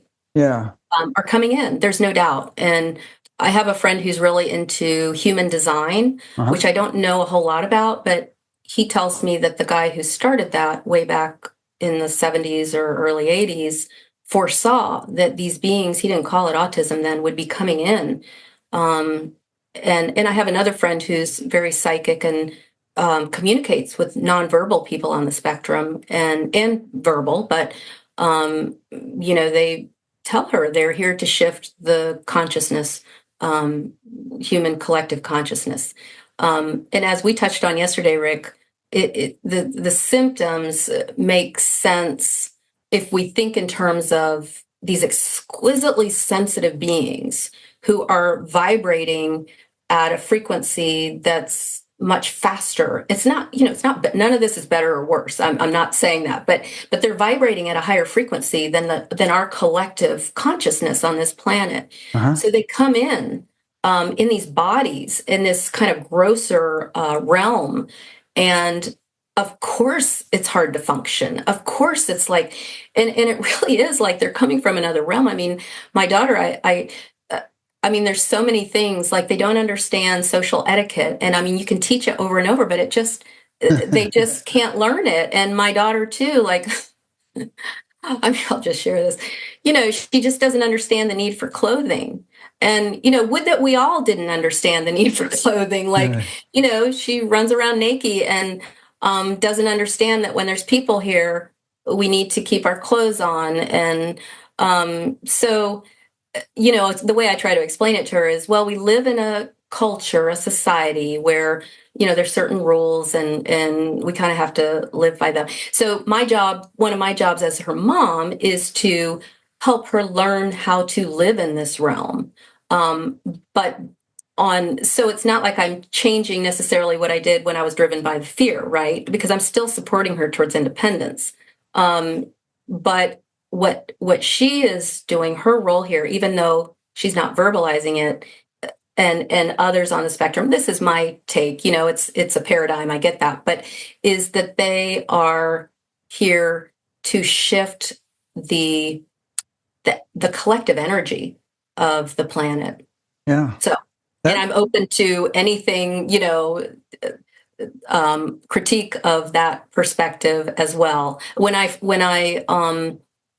felt, when the sort of the download for the vision of Living Darshan, the nonprofit, came through, I really searched deeply, like, is this just like a compensation for grief about her condition? Like, am I just trying to make her and others on the spectrum into some kind of, Special people. being, or special? And I really searched that. I'm not finding that anywhere, because I'm really, I didn't find that anywhere, any need for her to be special in that way. And also, I don't feel attached to that being the reality, So anyways, it can be an ongoing reflection, but. Yeah, that is interesting. I'm totally open to the idea that there could be groups of souls that come in greater numbers at certain times to have a certain influence and so on, like soul families or whatever. Mm-hmm. And I'm also very open to the idea that there are other realms or lokas, as they're called in Sanskrit, where life is very different than it is here, and they're not necessarily on some planet someplace, but just in other dimensions. Yes, and that we move from dimension to dimension as we go through various lifetimes. Uh-huh. Yeah. Anyway, it doesn't matter what I believe, but anyway, I do. Sure does. A couple more questions came in. Let's see. Okay, since we're on the topic of autism, this is from Bhavani Kondamundi in California. I would like to know your thoughts on autism. We've already expressed some, but she has a 17-year-old son on the autism spectrum who has speech delays to no speech, but he uses vocalizations of sounds. He seems very free-spirited without wanting to take any responsibilities like typical people, and seems very present in the moment, loves nature, music, hikes. Any advice for me to work with my son? Oh, those of us who are parents of folks on the spectrum, we really chose what I would like to call like an advanced curriculum of the soul. Yeah. Because it's intense. And I mean, what you're describing is this freedom of spirit that he is, and this inability to sort of fit into our world into this realm, the way we would sort of expect someone to. What I do, and I think you said Her name is Bhavani. Is Bhavani, that right? right? Yeah. Yeah.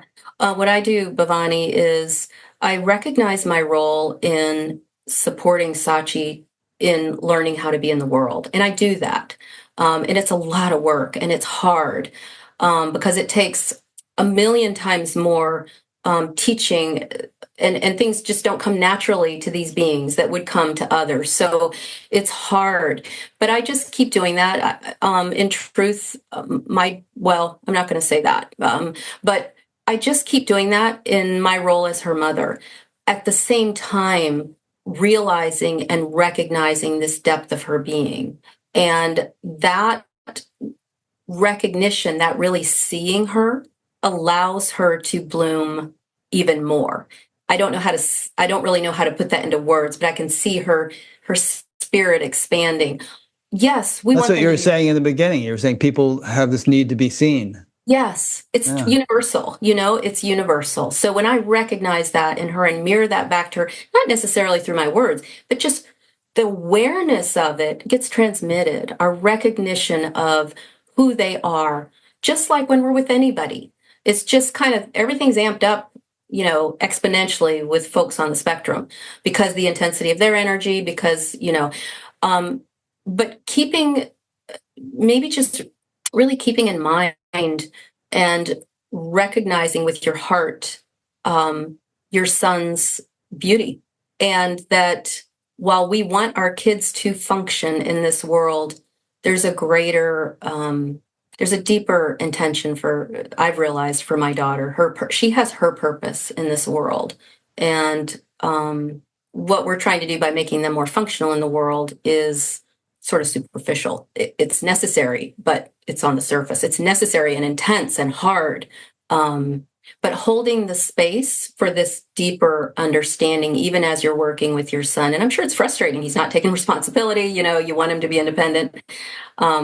So allowing for that too. And then everything my daughter brings up in me is a doorway, an opportunity. I don't always take the doorway, but it always, whenever we're given an opportunity in life, whether it's with our autistic kids or otherwise, if there's a doorway, something that arises in me that's uncomfortable or creates suffering in me, and I don't open it and go through that, guaranteed it's going to come up and bite me in the bottom later in a bigger way, because life is going to have us walk through these doors ultimately and open to these aspects that are hard to be with.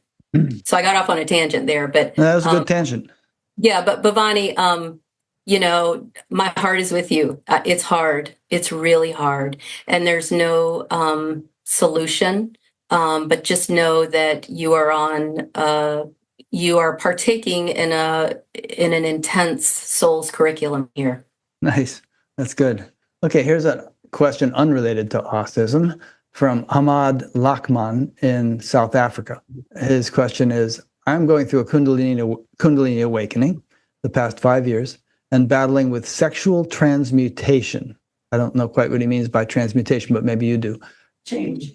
Oh, Spiritual energy. changing spiritual. Can you chat of the importance of celibacy during Kundalini awakening? Ooh. Can you tell me what Irene said about the sexual transmutation, how she clarified that? How did you clarify that, Irene? What? Clarify what? What it Mindy means? wants to know what you just said. Yeah. Oh, just I looked it up, what transmutation Oh, meant. she looked it up. What does it mean? It means the energy's shifting, from. So it doesn't mean the person is becoming transgender. It means, okay, I got it. Yeah. Let me quickly comment, because I know what it means now, and then you can elaborate. So it's said that when you go through a Kundalini awakening, the energy is rising, right? And it's said that if sexual desires are not fulfilled externally, the energy gets sublimated and rises up and is transmuted into sort of higher energy and enlivens the higher chakras. And that if one is going through such a transformation and is not celibate, it can sometimes feel very draining. I think that's what he means. Okay. I'll start by saying I am not a Kundalini expert. I certainly went through what I didn't know was Kundalini energies and arisings. But what I do know is that when we are able to refrain from discharging any type of energy, whether it's sexual, whether it's anger, whether it's when we're able to refrain and hold it, yes, it can transmute into other energy. But there are times when it's too much and we need to rein it in. I know I experienced that where the energy was so intense at one point, and I talked to my teacher. I could feel that I was going to go nuts. My brain was going to, literally, my whole brain was going to, the circuitry was going to go wacko because it was so intense. And I had been trying to stabilize it.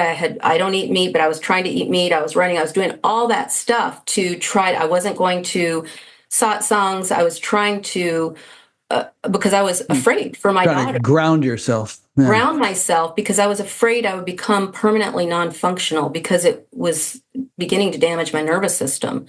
So in that case, discharging energy, now that's extreme, but I think we each have to really listen or get guidance from someone, hopefully that you can work closely with when you're experiencing that, and listen deeply. If your natural tendency is to sort of discharge the sexual energy, well, it might be useful to really hold that and see what happens with that. If it becomes too intense or dangerous on any level, then you need to take a little break from that. Now, Yeah. Kundalini teachers might say otherwise. They might say, no, just hold it, hold it, hold it. I don't know. Again, I'm not an expert in Kundalini, but I know in my own life, I have had to, against my will, because I was so one-pointed about truth, I had to, for safety's sake, so that this human vessel could continue to survive, I had to a few times back off. Yeah. Safety first. Mm-hmm. There's a couple of spiritual teachers in South Africa. There's a fellow named Brad Loughlin, whom I interviewed about a year ago or something, and his wife, Leslie Temple Thurston, although she's not teaching anymore. But you might want to get in touch with Brad, and you'll find him on Batgap. Maybe he could help. And of course, in this day and age, you can talk to people all over the world. But something good is happening. You can be assured of that. And you just need to, like, as Mindy was just saying, you just need to kind of pace yourself and, do things that are stabilizing and integrating. You don't necessarily need to ground yourself in like if you don't eat meat, you don't necessarily have to start eating steaks every night, but you can, swim and hike in the woods and do yoga or various things that will have a grounding influence and without and part of it too, Rick, depends on our life circumstances. Like I have a responsibility to be able to parent my daughter, and if you need to work, you need to try to make sure that you're functional to do that. So there's a lot that can play into our decisions about how we work with energy. Yeah. But I'm sure you've seen this, Mindy, and you've talked about it today, and I've seen it over the years. The spiritual path, it is a marathon and not a sprint, so and safety first, it bears repeating. You want to sort of stabilize and integrate and make sure that, everything is in order and not push yourself so hard that you do crack, because people do crack. Yes. Yeah. Yeah. And if you read Gopi Krishna, for instance, he'll describe this in detail, but, the nervous system can become actually damaged as a result of not handling this properly. Another good resource is Joan Shiva-Pita Harrigan, who's on Batgap, who's written a massive book all about Kundalini in great detail. Everything you've always wanted to know about Kundalini, but were afraid to ask. So there's a bunch. In fact, we have a whole category, I think, of Kundalini in the categorical index page on Batgap. So, educate yourself and, find good resources. Yeah. Right. Okay. So is there anything else? We're kind of getting near the end. And is there anything else that you want to, one thing I just wanted to say is that an overriding sentiment that I got from reading your book is just the it made me just, I love the feeling that it gave me, but just the power of a mother's love. It's like the most powerful thing in the world in some respects. And, just, it amazes me. And, it's, in a way, it's kind of what saves the world, and it's the hope of the world. But just the devotion and incredible force of a mother's love, and you've been such a beautiful example of that. I mean, you didn't have a choice, I don't think, because you are who you are. But I commend you for that. Thank you, Rick. Thank you Yeah. for saying that. And what comes to my mind too, as you say that, is it's not limited to mothers, of course. The energy of that love is obviously it resonates with you, so it's in you too, whether we have a male body or female body. Yeah. Well, So my thank- mother, I often think of her that way. I mean, she went through a lot of difficulty. He was my alcoholic father, and 3 suicide attempts and all kinds of things. But boy, she hung in there, and Mm, ended up having some really nice spiritual turnaround later in life that was very gratifying to me. mm. Still a little nutty to her dying day, but there was she definitely shifted to a higher phase. Mm. Yeah. I Okay. love the part about still a little nutty. Um, it's like our quirks are so beautiful. Yeah. It's what makes us human.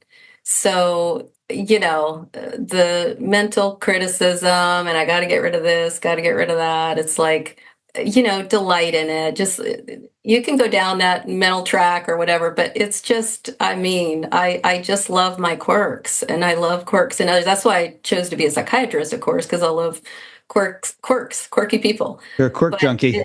yeah, but we can embrace Yeah. what we would otherwise criticize in ourselves and others. Yeah. I'm full of all kinds of nutty sayings and songs that I got from my mother, and Irene and I sort of joke about it. I even sometimes occasionally think of a new one that I haven't told her. Yeah. All right, Mindy. So this has been great. I really have enjoyed getting to know you and reading your book, talking to you, and we'll see where it goes from here. You'll have a page on Batgap, and people. Did you want me to put like your email address on there for people to get in touch, or they can do that through? They can do it through my website. Through your which is website. Okay. LindaEdwardsMD.com. Right. And you also have your Living Darshan website. So I'll put links to both of those Great. up, and there's contact info on those, contact page or something. Perfect. Great. So thanks a lot. And thanks to our mutual friend Muffy for having recommended you and Yes. set this up. Sweet Muffy. Yeah. Yeah. Thank you, Rick. Thank you so much. And thank you, all of you, for being present here with us. We are all in it together for sure. Great. And speaking of Spirit Rock, I think my next interview is with Joan Halifax Roshi. Okay. She's associated with Spirit Rock. So stay tuned for that. All right. Well, thank you, Rick. You're welcome.